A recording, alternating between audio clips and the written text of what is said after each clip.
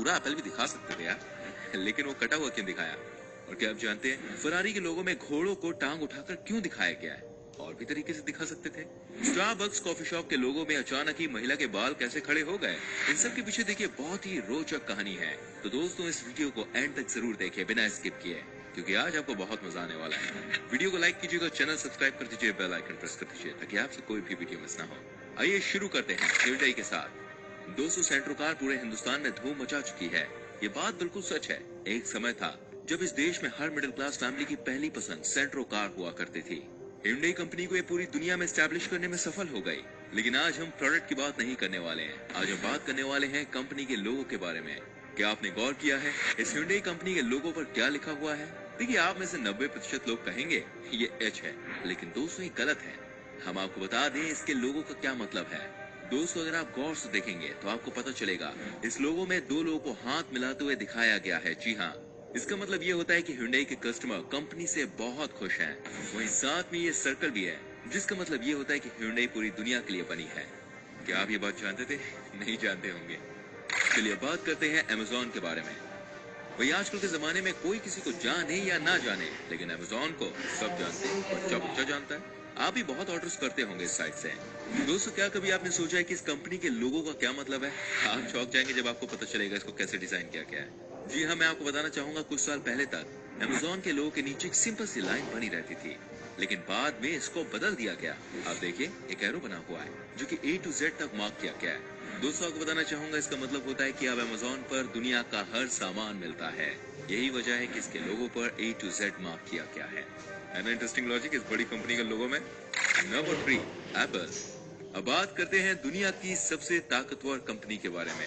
क्या आप जानते हैं एप्पल के लोगो डिजाइनर का नाम क्या है? और आखिर क्या वजह है कि एप्पल के लोगो में यार मतलब खाया हुआ सेब दिखाया गया है? दोस्तों सबसे पहले आपको बता दूं एप्पल के लोगो डिजाइनर का नाम था रॉब जेनॉफ, जिन्होंने कोड़ियों के भाव में इस कंपनी का लोगो डिजाइन किया था। लेकिन दोस्तों सबसे बड़ा सवाल जो सबके दिमाग में कभी ना कभी आया होगा कि एप्पल के लोगो में कटा हुआ सेब क्यों दिखाया है। दोस्तों इसके पीछे की कहानी मैं आपको बता दूं।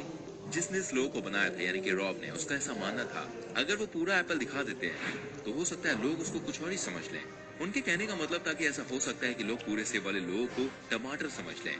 जी हाँ, यही लॉजिक था इसके पीछे कि इसको कटा हुआ सेब दिखाया क्या। वैसे ये बात भी सच है, आज ये कंपनी हिट है तभी तो हम इसके लोगों की बात कर रहे हैं, नहीं तो भाई कौन ध्यान देता। फरारी।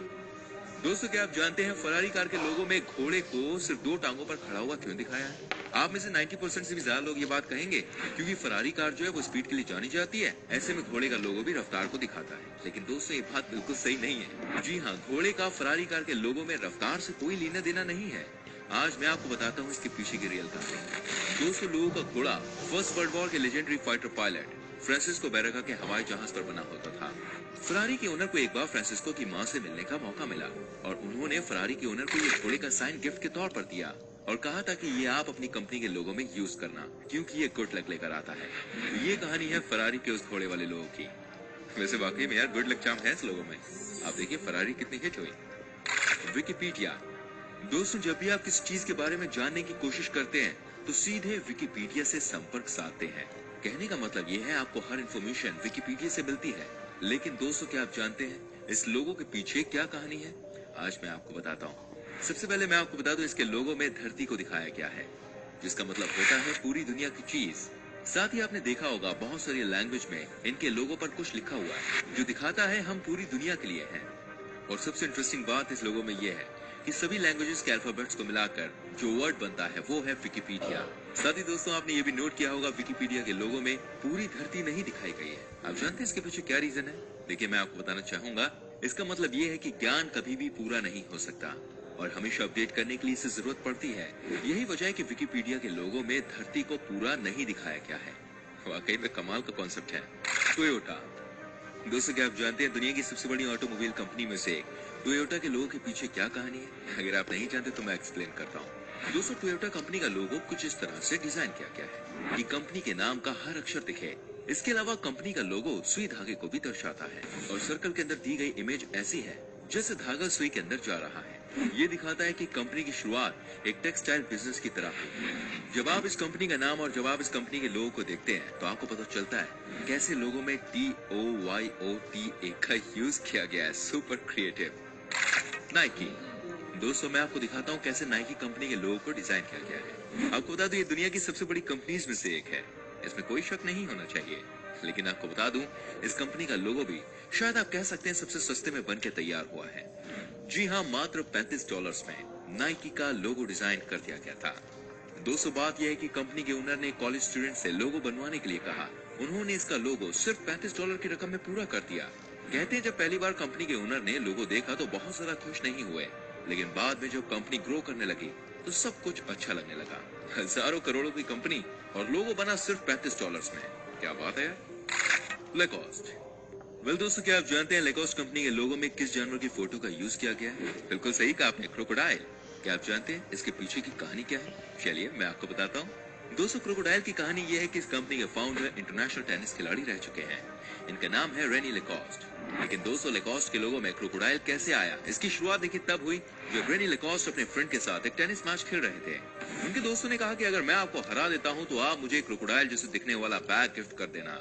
रेनी लेकॉस्ट ने भी इस शर्त को मान लिया, लेकिन अंत में हुआ ये कि उनके फ्रेंड को हार का सामना करना पड़ा। लेकिन न जाने कैसे एक जर्नलिस्ट को क्रोकोडाइल वाले बैग की कहानी की भनक लग गई। बस फिर क्या होना था, उस जर्नलिस्ट ने अगले ही दिन अखबार में छाप दिया कि Rene Lacoste lost but fought like a crocodile. दोस्तों ये कहानी रेनी लेकॉस्ट को इतनी पसंद आ गई कि बाद में उन्होंने अपनी कंपनी जब बनाई तो लोगों क्रोकोडाइल का लगवा दिया। वही इसे कहते हैं super cool idea. Starbucks coffee. दोस्तों क्या आप जानते हैं स्टारबक्स कॉफी के लोगो को 2 बार चेंज किया गया? जी हाँ, आपको जानकर हैरानी होगी। पहले के लोगों में महिला के बाल छोटे थे तो बाद के लोगों में बड़े हो गए। एक्चुअली बात है कि जब इस कंपनी की शुरुआत हुई तब किसी ने नहीं सोचा था कि ये इतना बड़ा ब्रांड बन जाएगा, लेकिन दोस्तों ये बन गया। एक्चुअली बात यह है कि स्टारबक्स कॉफी की शुरुआत एक छोटे से शहर सियाटल से हुई। ये समुद्री इलाका है। कहा जाता है स्टारबक्स कॉफी के ओनर कुछ समुद्री चीजों को अपने लोगों में दिखाना चाहते थे और इसीलिए उन्होंने मरमेड का इस्तेमाल किया। लेकिन जैसे जैसे कंपनी ग्रो करने लगी वैसे वैसे उन्हें अपने लोगों को भी बदलना पड़ा, क्योंकि पहले के लोगों में इस मरमेड की जस्ट दिख रही थी, जिसके बाद में बाल खड़े करके छुपा लिया गया। कंपनी भी बढ़ गई और बाल भी बढ़ गए। पेप्सी। वेल दोस्तों सॉफ्ट ड्रिंक की इस कंपनी के बारे में किसको नहीं पता, हर कोई इसके बारे में जानता है, बहुत लोग इसे पीते भी हैं। लेकिन क्या आप जानते हैं इसका लोगो जो था वो कैसे बना, इसकी कहानी क्या है? दोस्तों एक बात तो आप समझ लीजिए कि पेप्सी के लोगो को बनाने में $1 मिलियन का खर्चा आया था। जी हाँ, लेकिन जब बना तो समझ में नहीं आया कि ये बना क्या है, क्योंकि एजेंसी का कहना है कि भाई पेप्सी के लोगो में रिलेटिविटी, फेंग शुई, जियोडायनेमिक्स और ना जाने क्या क्या दिखाया गया है। लेकिन सवाल ये है कि आखिर पेप्सी के लोगो में इनकी क्या जरूरत है ना? मतलब यार ये सॉफ्ट ड्रिंक है, कोई आइटम बम का लोगो थोड़ी ना बनना था। यार क्रिएटिविटी का कोई अंत नहीं होता है। एडिडास। वेल दोस्तों ये भी शू की सबसे बड़ी कंपनीज में से एक है। कहते हैं इनके लोगों के पीछे भी बहुत ही सॉलिड मैसेज दिया गया है जो कि बहुत सारे लोग नहीं जान पाए हैं। दोस्तों एडिडास कंपनी का लोगो हमेशा ही बदलता रहा है, लेकिन इसके लोगो में हमेशा ही एक बात रही और वो है 3 स्ट्राइप्स यानी 3 लकीरें। लोगो कुछ ऐसा बना हुआ है कि जैसे 3 लकीरें मिलकर एक ट्रायंगल बना रही हैं। यह आकृति पहाड़ की है जिसमें लोगों को ये दिखे कि खिलाड़ियों को कितना हार्डवर्क करना पड़ता है। जी हाँ, जितनी मेहनत पहाड़ पर चढ़ने में लगती है उतनी ही मेहनत किसी खिलाड़ी को अपने आप को साबित करने में लगती है। Metro Gold Wing mayor. दोस्तों इनके बारे में तो आप सभी जानते ही होंगे।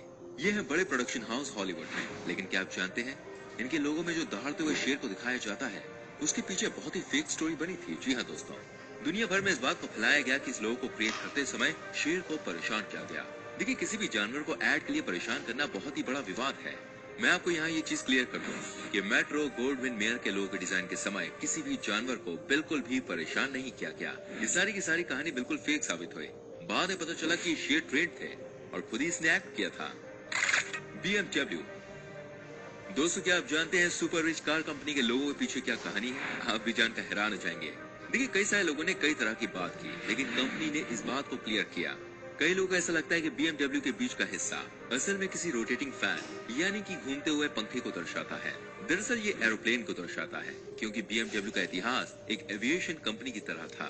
असल में यह जर्मनी के बवेरिया का झंडा है। यही वो जगह है जहाँ से BMW की शुरुआत हुई थी।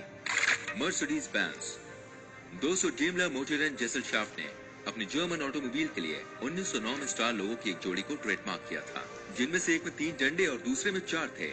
लेकिन 4 डंडे वाला स्टार का कभी उपयोग नहीं किया गया।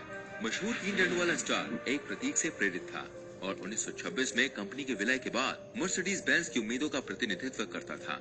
कंपनी को आशा थी कि अपना वर्चस्व 3 जगहों समुद्र, हवा और जमीन में स्थापित करेगा। दोस्तों उम्मीद करते हैं जानकारी आपको अच्छी लगी होगी। वीडियो अच्छी लगी तो प्लीज लाइक करें, शेयर करें। इनमें से कौन सा लोगो आपका फेवरेट है कमेंट करके जरूर बताएं। अगर आप हमारी वीडियो देख रहे हैं फेसबुक पर तो प्लीज जल्दी से पेज को फॉलो करें, जिससे आपसे